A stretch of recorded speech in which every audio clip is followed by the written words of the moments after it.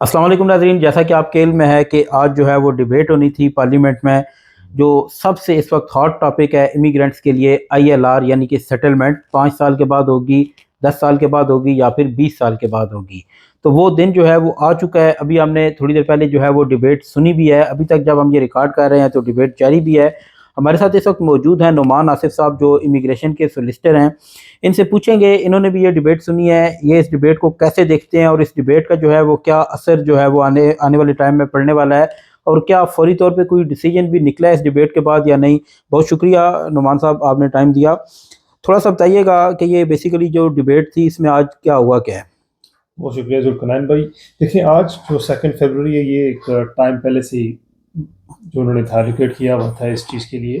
देखिए, हाल ही के अंदर आपने शायद देखा हो लेट लास्ट ईयर कि काफ़ी सारी एक प्रेशर बिल्ड हो रहा था। काफ़ी सारे लोगों ने पिटिशंस दर्ज की थी यूके के अंदर, और वक्तन आई थिंक 2-3 पिटिशंस उन्होंने दर्ज की थी जिनमें लाखों लोगों ने हिस्सा लिया था। तो एक काफ़ी प्रेशर था गवर्नमेंट के ऊपर, इस चीज़ के ऊपर उन्होंने एड्रेस करना था, क्योंकि 2 मिलियन लोग हैं जो कि इस चीज़ से अफेक्ट हो रहे हैं। इमिग्रेशन के जो नए रूल्स आ रहे हैं व्हाइट पेपर के मुताबिक, सबको पता है 2 मिलियन लोग एक बहुत बड़ा नंबर है। तो जिसकी वजह से आज जब पार्लियामेंट की डिबेट थी तो काफ़ी सारा एक पॉजिटिव बेसिकली चेंज देखा हमने, जिसमें काफ़ी सारे एमपीज़ ने एक्चुअली में इमिग्रेंट्स की अनप्रेजेंटली उनके हक में बात की, जो कि काफ़ी सरप्राइजिंग था। उनके ऊपर काफ़ी सारे जो उनके जो मामला थे उनको डिस्कस किया। मोस्ट जो लोग यहाँ पे यूके में 5 साल का आईएलआर का सोच के आए थे यूके के अंदर, और उन्हों को बेसिकली अब 10 साल के ऊपर जिनको जाना पड़ रहा है, तो वो एक काफ़ी अनसर्टेनिटी उनके लिए। एक इसके ऊपर फर्दर सर्वे आया एनएचएस से रिलेटेड, कि उसके ऊपर भी 40,000 जो एनएचएस की जो स्टाफ था उनका ये था कि हम यहाँ से मुल्क छोड़ के चले जाएंगे अगर हम पे 10 या 15 साल की बेसिकली कंडीशन आती है। अच्छा, अगर हम सिर्फ आप आज की डिबेट की बात करें तो क्या आप समझते हैं कि आज की डिबेट में कितने परसेंट जो एमपीज़ थे जिन्होंने इमिग्रेंट्स के हक में आवाज़ उठाई, और क्या कोई ऐसे एमपीज़ भी थे जिन्होंने जो है वो ये कहा हो कि नहीं, इन रूल्स को जो है वो आना चाहिए और पुराने लोगों के ऊपर इम्प्लीमेंट होना चाहिए। जो एमपीज़ हैं उन्होंने इमिग्रेंट्स के हक में ही बात की है। उसकी मेन चीज़ जैसा मैंने ज़िक्र किया कि वो प्रेशर उनके ऊपर बिल्ड हो रहा है। अब होम ऑफिस पहले ही यूके की इकोनॉमी पहले ही सफ़र कर चुकी है ब्रेक्सिट को लेके।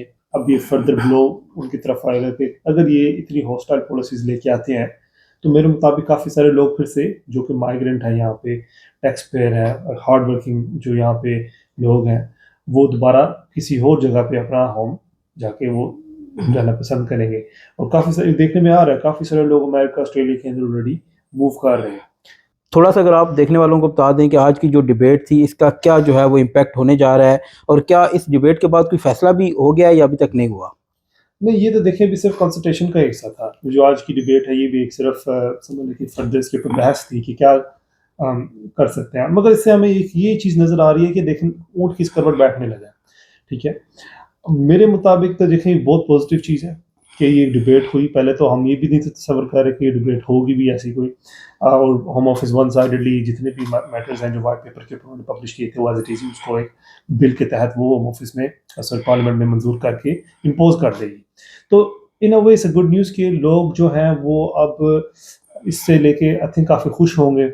जिन्होंने भी लाइव डिबेट सुनी होगी वो काफ़ी से हैप्पी होंगे, मुतासर होंगे कि शायद शायद उनके लिए ट्रांजिशनल पीरियड्स के मुताबिक 5 ईयर्स ही रहेगा उनका आईएलआर का टाइम। अच्छा, क्या आप समझते हैं कि ये जो डिबेट है इसका अगर इमिग्रेंट्स को फ़ायदा होता है तो क्या ये रूल आएगा ही नहीं, या फिर अगर ये रूल आता है तो पुराने लोगों के ऊपर इम्प्लीमेंट नहीं किया जाएगा। नहीं, इस तरह नहीं कि रूल बिल्कुल ही आएगा। देखिए, रूल उन्होंने अगर इसके ऊपर इतना एक एक काफ़ी देर से इस चीज़ को लेके वो चल रहे हैं। White paper bill I think early last year आया हुआ है, और इस दौरान शबाना महमूद ने काफ़ी सारी इम्प्लीमेंटेशंस की हैं।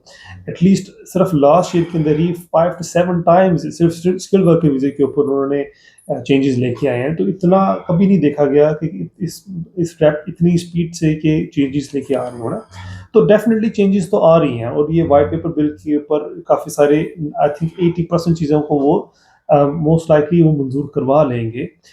मगर इसमें गुड न्यूज़ ये है कि वो लोग जो कि एक था कि हर किसी के ऊपर एक तासुर था कि हर किसी के ऊपर ये 10 ईयर्स का रूल लगेगा, वो मेरा नहीं ख्याल ऐसा होने लगा है। बिलखुसूस उनके ऊपर जिक्र किया जाता था कि जो 2021 के बाद यूके के अंदर आए हैं उनको भी 10 साल की रूट पर डाला जाएगा। बेशक हमने जब उनको वीज़ा दिया है, जब वो यूके में आए 2021 में या 21 के बाद, तब 5 साल का ही प्रॉमिस किया था।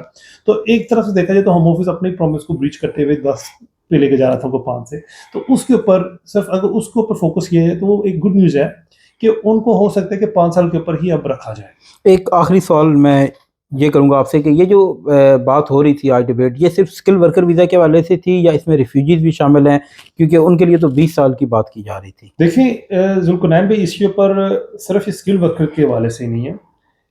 अगर आप देखें जो वाइट पेपर है उसके अंदर काफ़ी सारी और भी चीज़ें हैं जो कि इस बहस का हिस्सा है, जिसमें लॉन्ग रेजिडेंसी आती है। अब जो नाज़रीन सुन रहे हैं उनके लिए लॉन्ग रेजिडेंसी बेसिकली वो है जो कि लोग मल्टीपल डिफरेंट रूट्स को लेके 10 ईयर्स पूरे करते थे अपने लॉन्ग रेजिडेंसी, और फिर वो ILR अप्लाई करते थे। ठीक है, उनके ऊपर भी बहस है, रेफ्यूजीज़ के ऊपर भी है। तो इसके ऊपर basically across the board different जो भी हमारे जो रूट्स हैं यूके के अंदर, उन सब के ऊपर ये एक जो चेंजेस का एक समझ लें कि पैटर्न स्टार्ट है, तो उनके ऊपर ये सारे के ऊपर डिस्कशन थी। अब इसके अंदर जो रेफ्यूजीज हैं इन पर्टिकुलर, उसके ऊपर देखिए पार्लियामेंटेरियन ने बहुत अच्छी, कैंपी ने बहुत अच्छी बात की कि देखिए साइलम अप्लाई करना एक क्राइम नहीं है दरअसल। तो देखा जा रहा है तो बेसिकली अगर वो रूल्स चेंज होने से पहले जिन्होंने अप्लाई किया हुआ है तो वो 5 ईयर्स के ऊपर ही मेरे मुताबिक रहेंगे। बहुत शुक्रिया। क्योंकि इसके ऊपर थोड़ी आपकी बात कर रहा हूँ, इसमें एक ये भी चीज़ देखने में आ रही है कि अगर होम ऑफिस सबको ही इस लपेट में लेता है कि वो 10 साल से, जो 5 से 10 साल पे यहाँ रेफ्यूजीज हैं वो 20 साल के ऊपर जाएंगे, तो ये बहुत ज़्यादा अनसर्टेनिटी होगी मार्केट के अंदर। At the same time home office के ऊपर भी बहुत ज़्यादा प्रेशर होगा कि इसको मैनेज करना। होम ऑफिस, जैसा मैंने पहले भी अपनी एक वीडियो में अर्ज किया कि होम ऑफिस के लिए पहले ही एक जब साइलम एक एप्लीकेशन जब डलती है उसको उसकी स्क्रीनिंग करना, उसको जब तक वीज़ा ग्रांट करना, इसके अंदर एटलीस्ट समटाइम्स तो 1-1 1.5 साल तक लग जाता है।